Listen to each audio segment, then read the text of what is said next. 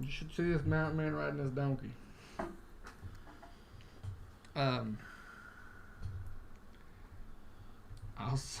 send you the link below. Alright, here we go.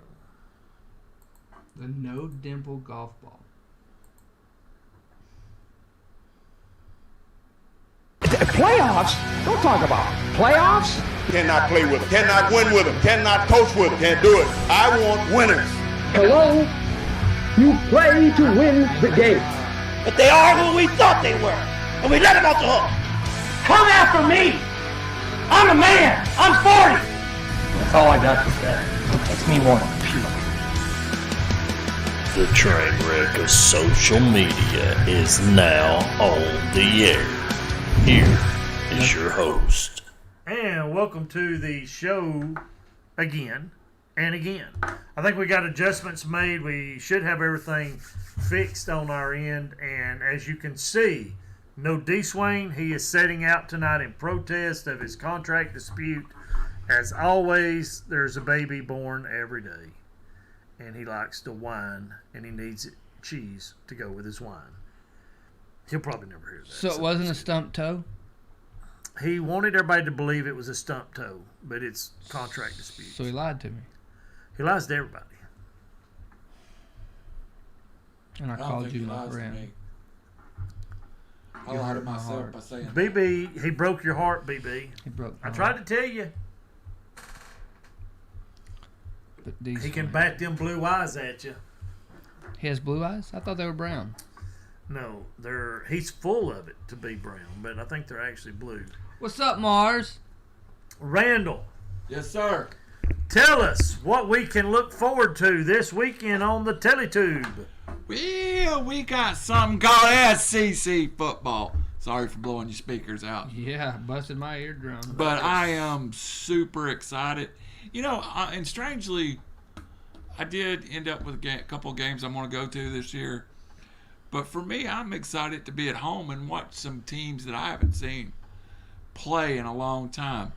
And I know we've already discussed what's going to happen, but, you know, we can always go back and just touch a little more on what's going to go on. So let me get the SEC schedule pulled up. It ain't like we didn't talk about that for an hour, but you know. Yeah, we're gonna do a little. We're gonna cover it for 15 minutes. 15 more minutes, huh? I'm gonna cover 15 minutes, and I'm gonna give you winners and how the game's gonna go out. Oh, snap, cricket. So let's start at early. That 12 o'clock at that Florida Ole Miss. You know what? I'm gonna save Kentucky Auburn to the end. Florida Ole Miss. I mean, he shall not be named, but I think his catch on Florida this year is good. I think they're very good defensively. I think Trask is a solid quarterback. And Brent, don't you either, Brent, think that, I mean, Georgia is the favorite if you look at the polls, but I think most experts believe Florida's team beating the East this year. They very well may be, but I don't know. I'm not sleeping on Georgia yet. I know I've been talking about it being I was just a fanner, but I looked them up, thought about it real hard. I don't know. I know we've got some questions on our offense and stuff, but I'm telling you, our defense is going to hold us, and I think we're going to do better than people think we are. And the other part of that game is Lane Kiffin coming back to the SEC. Yeah.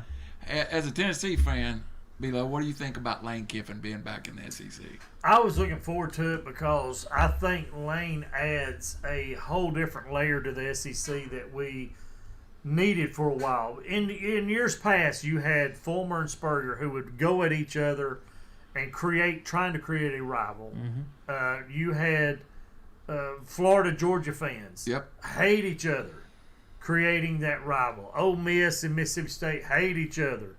Alabama-Auburn hate each other. I think Lane Kiffin will have no problem starting rivals wherever he wants to start. But at the same time, I know Dennis was excited to have Mike Leach in the SEC and thinks that Mike Leach is one of the better coaches in the SEC. I'm going to go out on them right now and disagree. and say that Mike Leach's run in the SEC will be less than 3 years.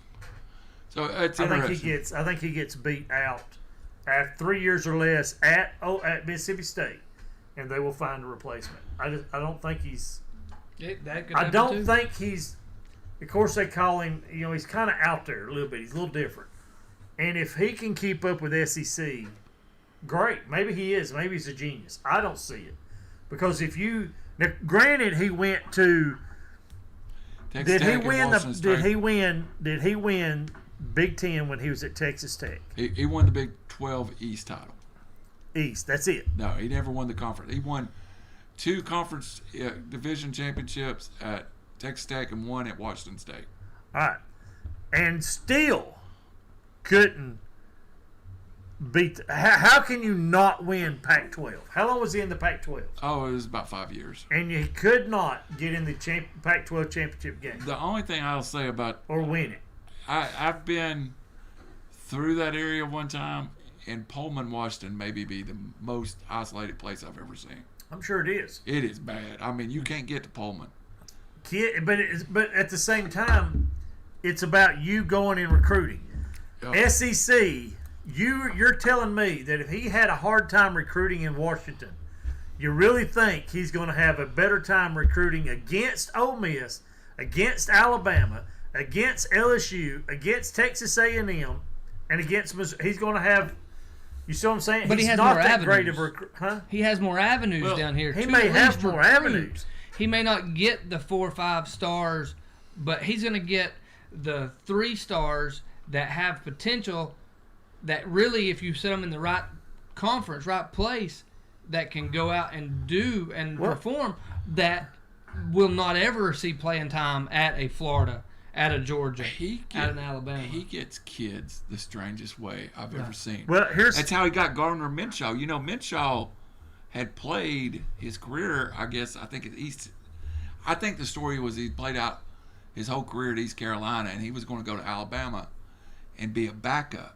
So, win a national title and sat behind Tua for the year as their backup. And Mike Leach basically went, if you're a grad transfer, come here and I'll put you in the NFL. And to his credit, he did. All right, so you just swayed Belo's mind. You just changed his mind. No, he didn't. He's going to be a Mike Leacher from here on out. No, I'm because not. he had I'll Gardner never be Minshew. Mike. Because here's what I'm fixing.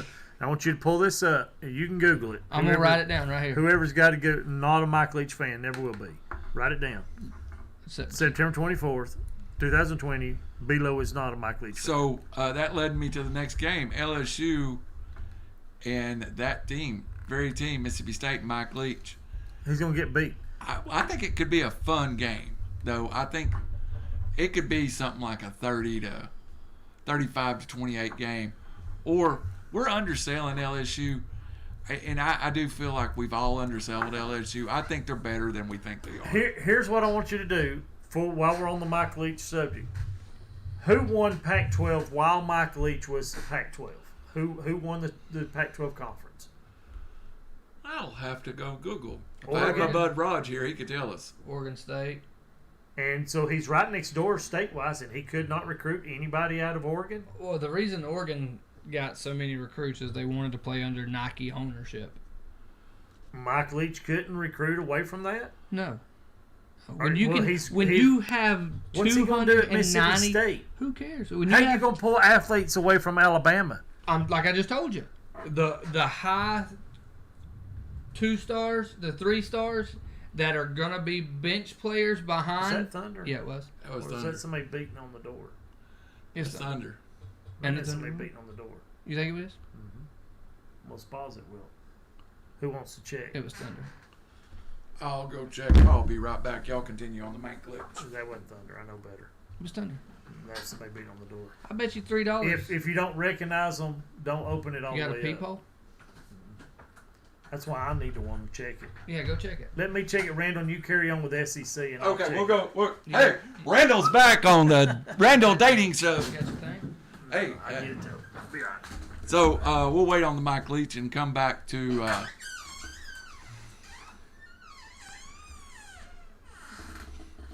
I think Mike Leach does okay, but I think Lane Kiffin dominates the state of Mississippi. I'm a Lane Kiffin truther. I think if he'd have stayed at Tennessee, they'd have won a lot of football games. So let's get back to this, Brent. Next game up is let's talk about Georgia, Arkansas. Is that just going to be a hammering kickoff? Is at 4 on the SEC network? I think it's going to be a shellacking. I think Georgia's going to shut them out like they did Tennessee 2 years ago. Didn't have to bring that up. I think your read's Thunder. right. I think Rakeem. There's thunder. Somebody run up and ran out. It was Thunder. It just sounded weird. I think Rakeem Boyd could be in for a long night at the Georgia defense. Jumping over to What do you think about Georgia, Arkansas? Georgia. I don't see Arkansas scoring more than 17 on Georgia. I said 0. I said it's shut out like Tennessee It 2 won't be a years ago. shutout. I just don't see them scoring more than 17. I feel bad for Rakeem Boyd. He's a really good football player on a really bad team. Yeah, I agree there. Yeah. Now who are we going to talk about next? Oh, at 7 o'clock kickoff. And that's in Columbia, Missouri. Alabama travels to Missouri. Again, I don't think there's any struggle there. Sure would be nice if Missouri upset them, though. It would be wonderful. But, I mean, Missouri's got a new staff. How do you feel? Missouri, you're sitting there and you're walking in the door and you go, hey, welcome to SEC. You're opening up with Alabama. Yeah. Is that the toughest opening game you can get as a head coach ever? Yeah. Your first game as a head coach here, go take on Alabama. With limited practices, with yeah. That's and All right. I want to real quick before y'all. I'm gonna rewind this real quick because I got to go back to my Mike Leach comment that I made because I know this is rubbing D-Swane when he sees this. This is gonna rub him wrong. Mike Leach was in the Pac-12. How long? I think 5 years. All right. So that would be from 2014, right? Let me give you the exact date. Let me know when he started because I'm gonna read why I'm not a Mike Leach fan and why I don't think he's gonna do good in the SEC. Mike Leach.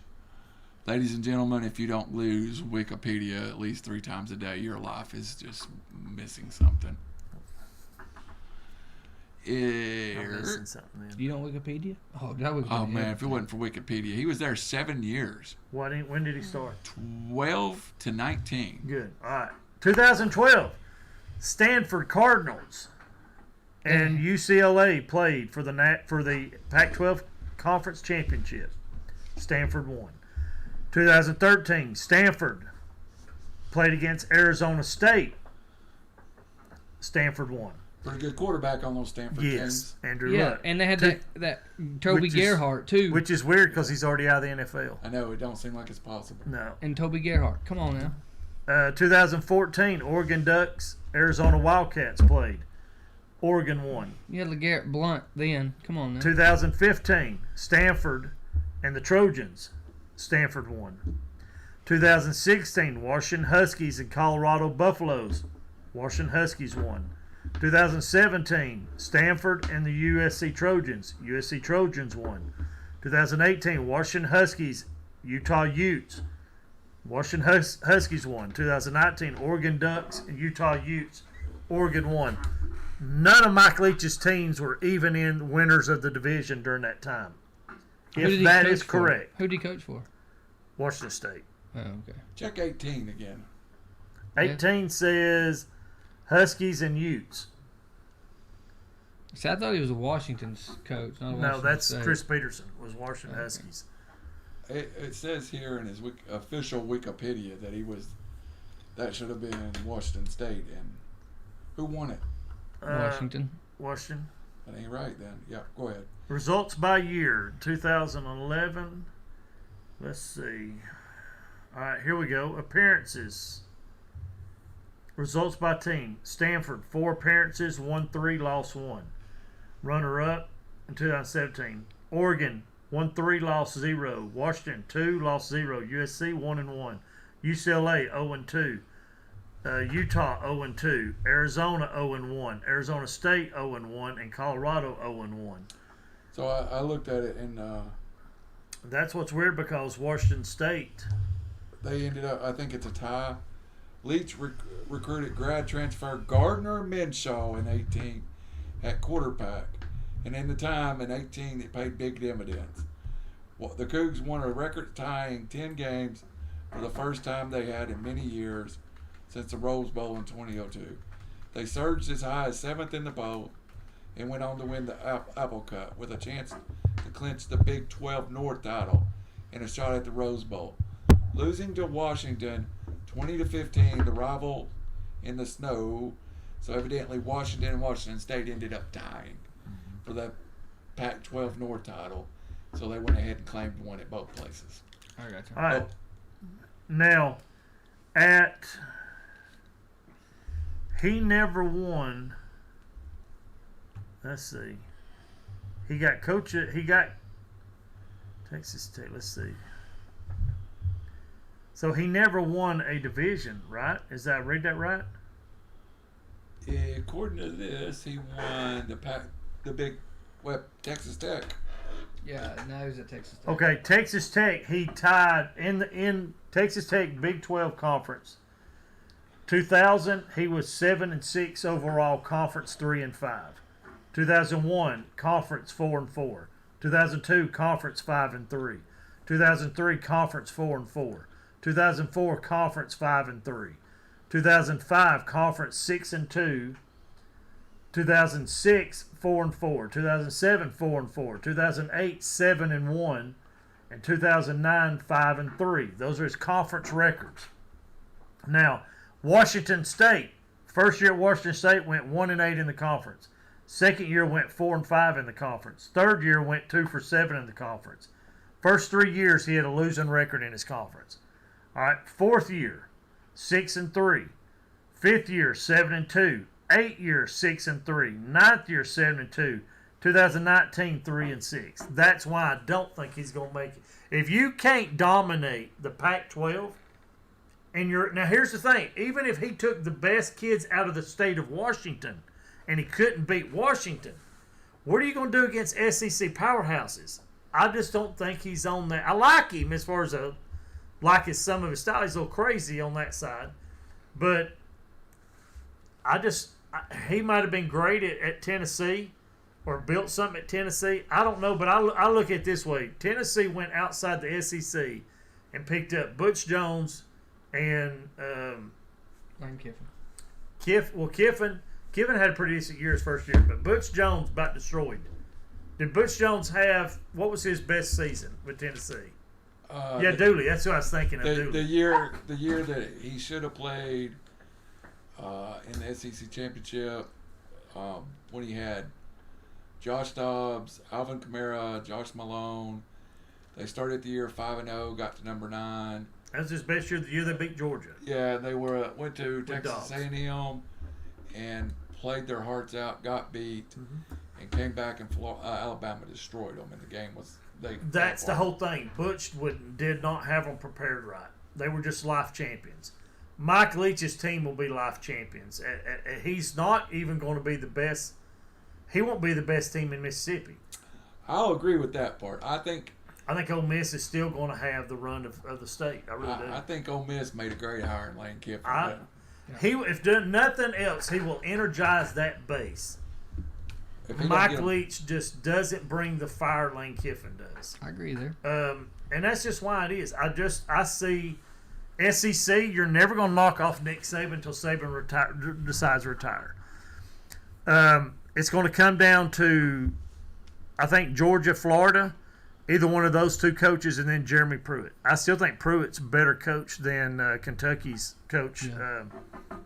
What's his face? Mark Stoops. But you just spent 10 minutes on the third crappiest team in the SEC. Who? You just did. Third crappiest team? Yeah. From the bottom? That's usually the way the crappiest goes. Well, you people need to understand how you speak, because the crappiest wouldn't be the third from the bottom. Who's the bottom? The Vanderbilt. Crappiest team. Vanderbilt's clearly Vanderbilt, the bottom. Missouri. So you Arkansas. Well, no, third would be It would be Mississippi Arkansas. State, then Arkansas. Yeah, no, it would be Arkansas second crappiest. You just said Missouri. No, I misspoke. All right. Missouri could be fourth. So okay, so you're going Vanderbilt, Arkansas, Mississippi State, Yeah. Missouri for how long? Just 1 year? Yeah. Before Mississippi comes? Well, when they're playing That's the interesting hardest thing in the country, the hardest schedule in the country. I do think Vanderbilt's the bottom feeders of the SEC, and I do think Arkansas is, and I Yeah. do think Missouri is. I agree with that. I think those three The are. third or fourth crappiest teams, yes. I Then can that see leaves Ole Miss, Mississippi State, because Auburn's going to be in the top. Yeah. Georgia, Florida, Alabama is going to be in the top. Those are your top tiers. A&M. A&M will be right behind them, and then LSU, Tennessee, and then Kentucky. Yeah. South Carolina after Kentucky. Yep. And then you go in the rest Yeah. of them. Then And you go to the diuretics of the group. I think South Carolina is the bottom of the decent teams. Yes. LSU should be good, not great this year, If unless we're surprised. they could pull out of Georgia and lose everybody and still have a decent team.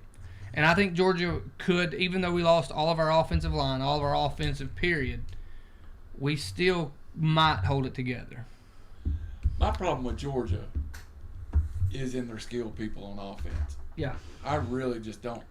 If you tell me, let me set up a little better. If you tell me DeJuan Mathis or JT Daniels is going to have a great year, then Georgia's a contender. Right. I just don't know that there is anyone. Of course, you could say the same thing about Kyle Trask last year. Right.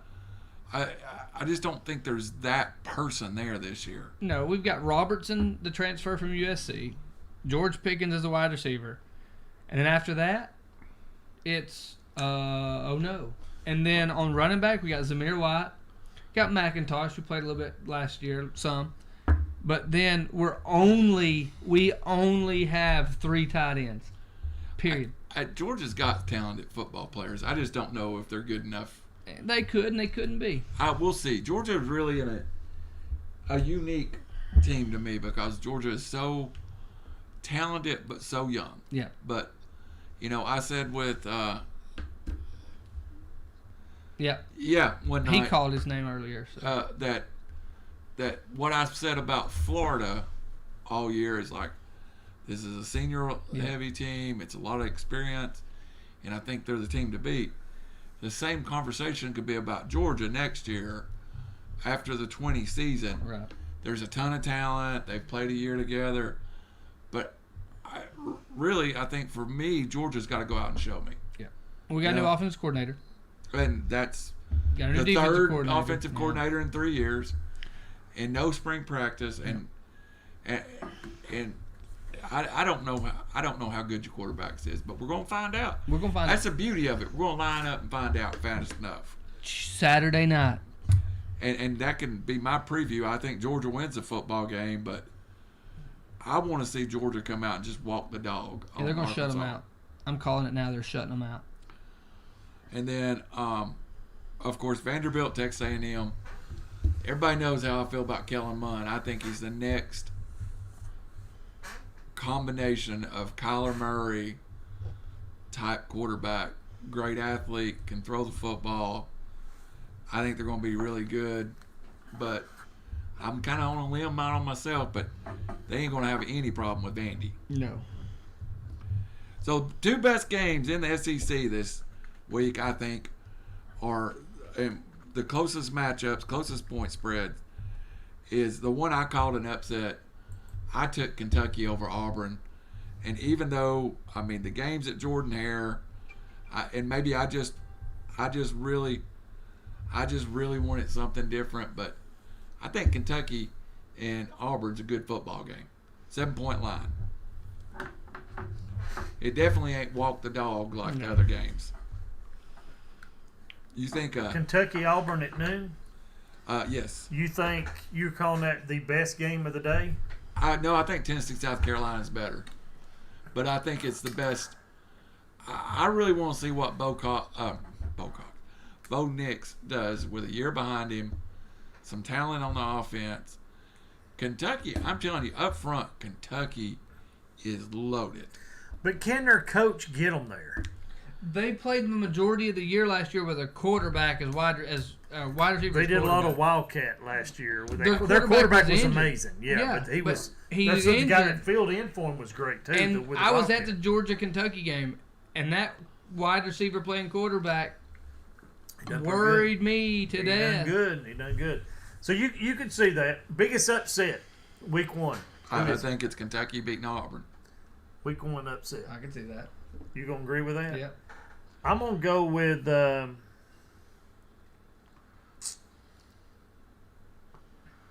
There's only two. There's really because if Tennessee beats South Carolina, it's not an upset. If Mississippi State beats LSU, that would be an upset. I don't see that happening. The one I think that's sneaking around out there is I want to see Florida get on the field and kill Ole Miss. If you let Lane Kiffin hang around, you're going to get in trouble. Yeah. That's the only one I could see other than... I see Lane Kiffin's offense. Now, you remember, Randall, first year he was at Tennessee, his only year, wasn't it? Yeah. All right. The first week where he shut the team 55-0 or something, their first game, they were running all over that field. They were running blitzes. It's the craziest offense I've ever seen Tennessee run, and it was very successful for the first couple of games till everybody figured them out. That's what I think he's going to bring to Florida. And I think the first quarter, unless they start off flat and they're intimidated, that first quarter will probably be a shootout. So First half will be a shootout. Second half, it's going to be all Florida. Ole Miss made a hire in their offensive coordinator, who's a former Rich Rodriguez disciple. And I do think Ole Miss will throw the ball around and, but Florida, Florida's a 14-point favorite. But, outside of that game, everything in the SEC is, LSU's a 16-point favorite. Georgia's a 27-point favorite. Alabama's a 27-point favorite. Texas A&M's a 30-point favorite. It's not the best games in the world. So, all right. I got a moral victory upset. Ole Miss is going to put up 21 points on Florida. Oh, you think so? ooh, that would be... That's my moral victory upset. If Florida lets Ole Miss put up 21 points on them and Florida, say, wins 28 or 35-21, I would have to see Florida by week 3. And if they haven't gotten better than that, then D-Swane's in big trouble with his picks. I'm going to say Ole Miss is going to put up 21 points on them. So, my shocking prediction for the week is not only is Tennessee going to beat South Carolina, they're going to walk the dog on South Carolina. All right. Real quick before we go, biggest surprise. You say Ole Miss 21 on Florida. Yep. Biggest surprise. Tennessee just absolutely hammers South Carolina. All right. Tomorrow night, Friday night, or Saturday afternoon, are you booked? You got anything going on? Be at home watching football. For about tomorrow night. I'm doing the game tomorrow night. I got a spot. Oh, you did get a game. Okay. I did get the spot at the game. Right. Thank you, Bethsaw Telephone Co-op, for supplying me a perch to do the game from. I was about to say we could do a pre-SEC game tomorrow night. We can do it. But if you're going to be live, we don't want to interrupt that. Saturday, You got plans until about 2. if it ain't raining, we're going to go. But if it's raining, You've got plans set till Saturday. Maybe we do something midday and recap the games in the morning on Zoom or as something. long as I'm in and out by 6. I got to go live in here by 6 o'clock on Saturday evening. We could do it. We could do something maybe 4 o'clock something. Being here at 2. We should be here by 2. Let's like they're saying about 4 o'clock, 3:30 to 4, 4 to 5, or 3:30. Do a wrap up or a pregame in the evening. I want a heads up what we're gonna do because I'm gonna have some graphics made that I think will be stellar. And I've got to I got to dig it up. That's why I just want to know it's gonna take me a little bit of time, and I'm gonna do it tomorrow night. I'm gonna work in it here probably tomorrow night, and we will get some killer graphics up for the year for SEC preview. Let's hit this thing hard and just go along with it. I got to be at my house at 6 o'clock. That's the only thing I got. All right, so we're going to do that. Saturday, we'll do a midday show. Saturday, talking about SEC, doing some highlights. We're going to have some graphics up, like SEC scoreboard and preview for the following week. So we do appreciate you digging in and hanging with us for this short segment. And we will be back, Saturday evening. We'll post that on our Facebook page And Georgia will be kicking off. and on our YouTube We page. can So watch Georgia. we appreciate you tuning in. Till then, take care. May God richly bless you. Peace. See ya. Hope you're back. Playoffs? Don't talk about playoffs. Cannot play with them. Cannot win with them. Cannot coach with them. Can't do it. I want winners. Hello? You play to win the game. But they are who we thought they were, and we let them off the hook. Come after me. I'm a man. I'm 40. That's all I got to say. Makes me want to